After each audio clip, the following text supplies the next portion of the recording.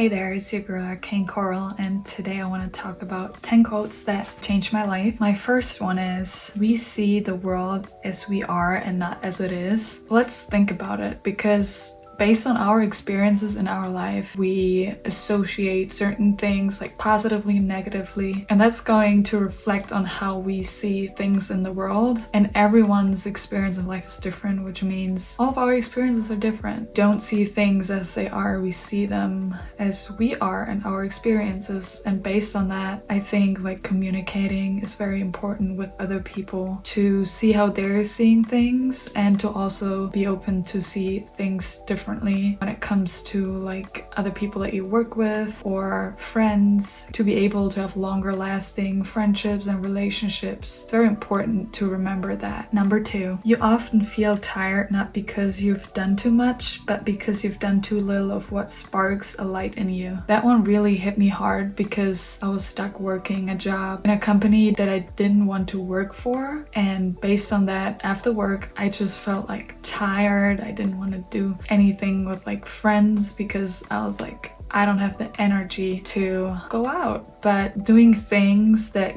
give you energy has like such a high value. Like sometimes we forget things because we're like, oh, we need to have a job that pays higher, and kind of forget about what we are passionate about and things that we were doing as kids, and we kind of lose focus on that. So I think it's important to think like, what gives you energy? Like write down things like, when the sun's out, when I'm meeting that person, like write it down, because we all in the end want to be happy. No money can buy you out of that job. Like I don't care how much you make, it's like what gives you energy. Number 3, difficult roads lead to beautiful destinations. I think a lot of the time I was going through something that was very difficult for me, facing fears or getting triggered and trying to react differently. I think if you keep that in mind, that the sun is always gonna come up after the darkest point at night, it's gonna get better, and let's push through it. Number 4, this one is very important to me. Make decisions from who you want to become, which means, let's say you're very unhealthy and you want to be healthy. So instead of doing what you always do, going to a restaurant and ordering Coke, you're like, okay, what would a healthy person do? They would order water. So you're gonna order water because you need to change your identity in order to become the person that you want to become. So the easiest way to do that is like, okay, what would this and that kind of person do? What would, a millionaire do? It's like once you're used to that, you're gonna change your own mindset and be like, okay, I'm that person. You need to believe it. So the next one is, discipline is choosing what you want now and what you want most. This one kind of reminds me of when I started investing in stocks.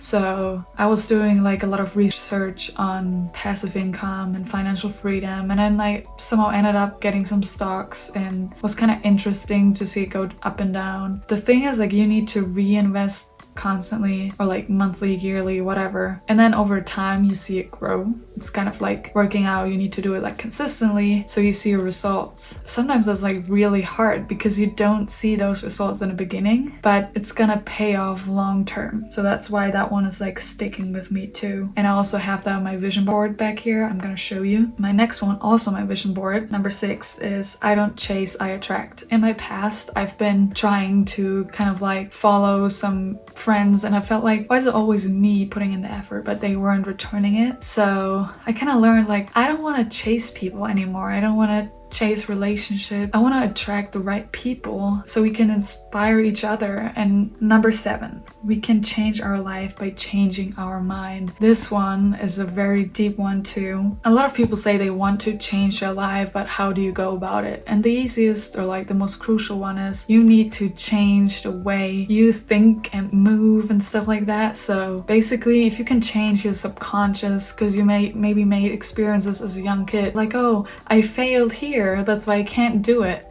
So it's like about breaking those barriers that you have in your mind, because at the end of the day, what's limiting us is our fear in our mind. We need to overcome the fear by breaking down that barrier. We don't need to be scared of doing this, doing that, asking for a raise and stuff like that. It's fear that's holding us back. That's why I think this one is really important. Number 8 evolve or repeat. I think a lot of the time when you look at trauma, usually it's being passed on from one generation to the next one. And even if people don't see it, because like every generation thinks they're better than the previous generation, but at the end of the day, at some point in life, you realize, oh, I'm doing this just the way my parents did it. Even if you don't want to do it that way, either I'm gonna do it differently and trying to change. My next one is called Rejection is Redirection, which I really like because I got an issue with being rejected or rejecting people or situations. With this one, I think it's easier to